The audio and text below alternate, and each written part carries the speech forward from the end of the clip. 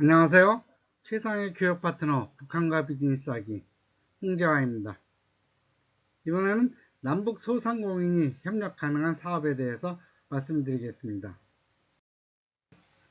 오늘 말씀드리고자 하는 것은 북한의 소상공인과 남한의 소상공인의 결합을 미리 검토하는 것입니다. 왜냐하면 북한은 그림에서 보다시피 장마당이 활성화되어 있고 제법 시장 경제로 진척이 되어 있습니다. 그런 상황에서 남한의 소상공인들이 북한과 어떠한 비즈니스를 할 수 있을까? 그것은 다음에 나올 저희 책과 연계되는 주제이기도 합니다. 2002년 7월 북한의 김정은 위원장은 경제개혁을 실시합니다. 북한에서 물품 가격과 임금을 현실화하고 공장 및 기업소의 경영 자율성 확대, 근로자에 대한 물질적 인센티브를 강화하는 것이죠. 이렇게 함으로써 기존 경제의 틀 내에서 시장 경제 기능을 일부 도입한 것입니다. 그렇다고 해서 전면적인 경제 개방으로 보기는 어렵죠. 하지만 북한의 경제 개방은 2002년 7월 이전과 이후로 나눌 수가 있었습니다. 그 이전에는 1950년대 산업 유통 부분에 국유화되고 58년대 농민시장을 일부 허용합니다. 그리고 80년대부터 배급의 부족으로 농민시장이 상설화되고 야시장, 장마당과 같은 비합법적 암시장이 등장하죠. 90년대에는 고난의 행군기, 심각한 경제난과 부족한 생필품, 공급자로서 암시장이 확대됩니다. 이처럼 2002년 7월 이전까지는 북한에서 시장이란 불법적인 것이죠. 하지만 이후에는 시장이 합법적으로 그리고 폭발적인 성장을 하게 됩니다. 따라서 어느 정도 개방화된 북한의 시장은 부분별로 특색을 가지면서 성장을 합니다. 우선 소비재 시장은 소비재의 상당 부분은 중국에서 유입된 상품입니다. 그렇지만 이제는 북한도 상당한 정도의 발전을 해서 중국의 소비재보다는 북한의 소비재가 낫다 하는 자부심을 갖게 되기도 했습니다.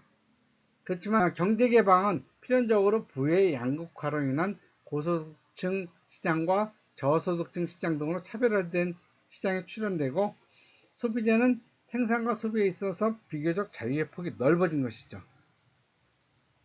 반면에 생산재 시장은 경제 개방에도 불구하고 기본적으로 생산재의 민간 기업은 허용되지 않습니다.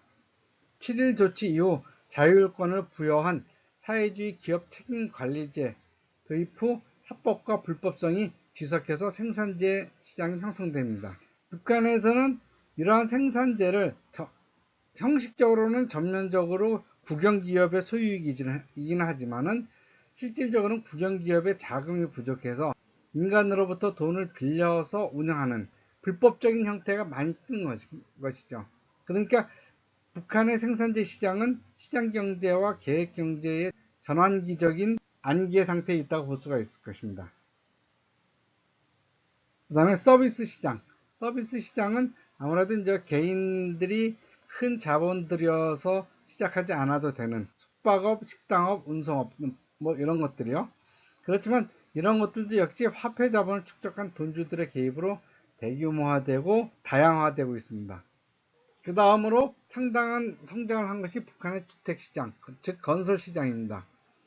초창기에 주택시장은 배급의 부족으로서 빈곤화된 사람들이 자기 주택을 팔거나 아니면 입주권을 파는 그러한 형태로 시작했지만 점차 돈주와 권력기관이 결탁해서 집이나 아파트를 건설한 후 그 다음에 이를 분양하는 이러한 형태로 발전하게 되었습니다. 그 다음이 금융시장. 북한에서는 실질적으로 은행이 없다고 보는 것이죠. 은행에 예금을 해봐야 돈을 찾기 어려우니까요. 그렇지만 시장이 자유화되면서 사금융업자, 즉 돈주들이 개입해서 자금의 수요 공급 법칙에 의한 금융시장이 형성되어 있습니다. 이자율도 꽤 높습니다. 월 15%에서 30% 정도가 되고 있습니다. 그 다음에 노동시장. 노동자의 당 조직, 집단생활체제의 유지로 다른 시장에 비해서 발전이 늦습니다. 즉 북한의 모든 활동은 당에 의해서 계획되지만은 점차 시장 경제가 활성화되고 당의 통제가 느슨해짐에 따라서 점차 북한에서도 임금 노동 시장이 나오게 된 것입니다. 이렇게 시장이 발전함에 따라서 애초 북한에는 세금이 없다고 큰 소리를 쳤지만은 이제는 시장 활동에 대한 납부금, 시장 이용료 등 명목을 달리한 실질적인 세금으로 북한의 정권을 유지하고 있습니다. 다음 북한의 소상공인과 남한의 소상공인이 협력 가능한 분야는 무엇일까요? 기본적으로 북한은 초과 수요 상태인 시장입니다. 물건에 대한 욕구가 공급보다 더 많다는 것이죠. 이는 북한이 잘 살기 때문에 그런 문제가 벌어지는 것이 아니라 워낙 생산 시설이 부족하기 때문에 그런 것이죠. 따라서 북한에 대한 공급의 증가는 시장의 확대로 연계될 것입니다. 그렇다면 소상공인들이 할 수 있는 품목은 무엇일까요? 소상공인들이 갖는 특징, 소상공인들이 할 수 있는 비즈니스는 기본적으로 투자 규모가 크지 않고 기술이 높지 않은, 그러면서도 시장 저변이 넓은 그러한 품목들이겠죠. 대표적으로 보면 신발과 양말, 섬유, 화장품 등등입니다. 신발과 양말, 이건 저의 전공 과목이죠.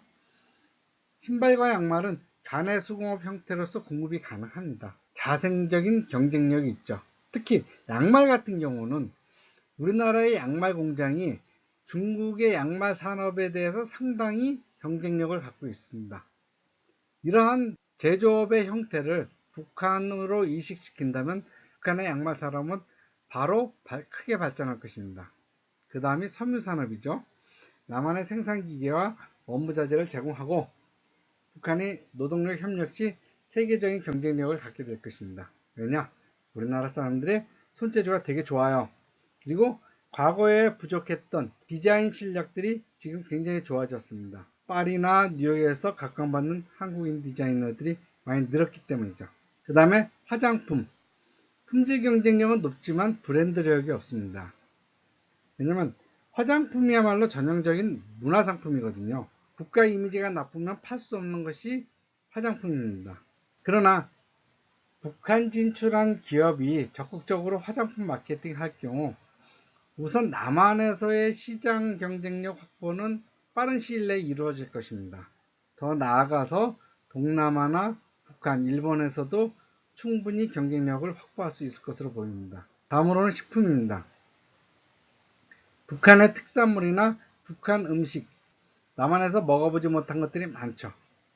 이러한 음식들을 레토르트나 HAMR, 즉 홈밀 레디, 집에서 쉽게 가공해서 먹을 수 있는, 그렇게 한다면 남한에서의 시장 경쟁력 확보도 빠른 시일 내에 이루어질 것입니다. 이러한 제품을 만들기 위해서 가공 설비만 제공한다면 충분한 경쟁력이 있을 것으로 보입니다. 의약품, 북한 내에서 고가의 약품이나 수입 의약품을 남한에서 공급할 수 있다면 경쟁력이 있을 것으로 보입니다. 북한은 의료비를 받지 않는다고 하지만 실제 의사의 진찰을 받고 약품의 구매는 환자가 직접 해야 되기 때문에 약품의 가격이 굉장히 비싸다고 합니다. 이러한 틈새 시장을 노려서 북한에 약품을 공급한다면 상당한 경쟁력이 있을 것으로 보입니다. 농수산물과 한약재, 북한의 농수산물과 한약재는 중국의 제품을 뛰어넘을 정도로 품질과 가격 경쟁력이 우수합니다. 이러한 북한의 농수산물과 한약재를 사업 품목으로 잡는다면 충분한 경쟁력이 있을 것으로 보입니다. 2015년 중소기업 중앙회의 설문조사에 의하면 남한의 소상공인들이 북한에 진출하고자 하는 그런 분야는 다음과 같습니다. 특징으로 보면 생활 필수품 중에서 소모품, 낮은 기술로 생산 가능한 물품, 그리고 중국 수입 상품과 비교해서 경쟁력이 있는 상품 등으로 볼 수 있습니다. 가장 손꼽히는 부분이 음식료품이고 그 다음이 의류, 그 다음이 기계 및 전자제품, 원부자재, 의약품, 이런 순서로 나타나 있습니다. 그렇다면 북한의 자영업자 현황은 어떨까요? 우선 1984년 간의 부업을 장려하는 83 인민소비품 창조운동을 계기로 간단한 식품, 술이나 떡, 두부 등 그리고 의류와 신발의 생산 및 수선 등 각종 개인 부업 활동이 증가했습니다. 그리고 서비스 부분에서는 여성들의 파마, 이발, 신발 수선, 사진사, 가전제품 수리 등 심지어는 미용까지 다양한 업종들이 개방되어 있습니다. 그리고 자영업자의 유형은 전문적으로 상품을 떼오는 도매상과 직접 물건을 파는 소매상, 그리고 가내수공업자와 서비스업자 등으로 구별할 수 있습니다.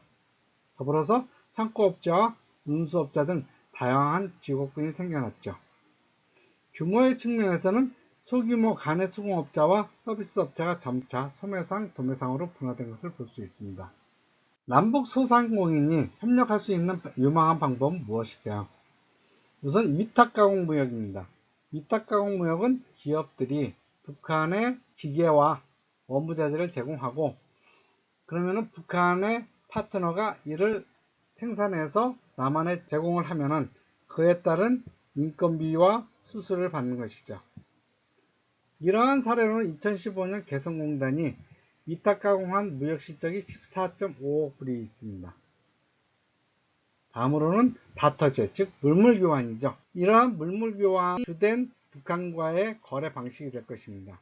왜냐하면 북한에서는 남한에 줄 만한 달러가 없기 때문이죠. 그러면 남한에서 북한에 보내고 북한에서 남한에 물건을 수입을 할 때 따로따로 달러나 중국의 위안화나 북한 돈으로 결제를 하는 것이 아니라 북한에서 100원어치 물건을 보내고 수입을 하려면은 그 100원어치 다시 물건으로 받는 것이죠. 이러한 사례는 2007년 남한이 경공업 원자재를 보내고 그리고 북한의 지하자원을 조사하는 그러한 과정에서 생겼습니다. 그 이후에도 대부분의 남북 경영업은 바터제, 물물 교환의 형태를 띈 것이 많습니다.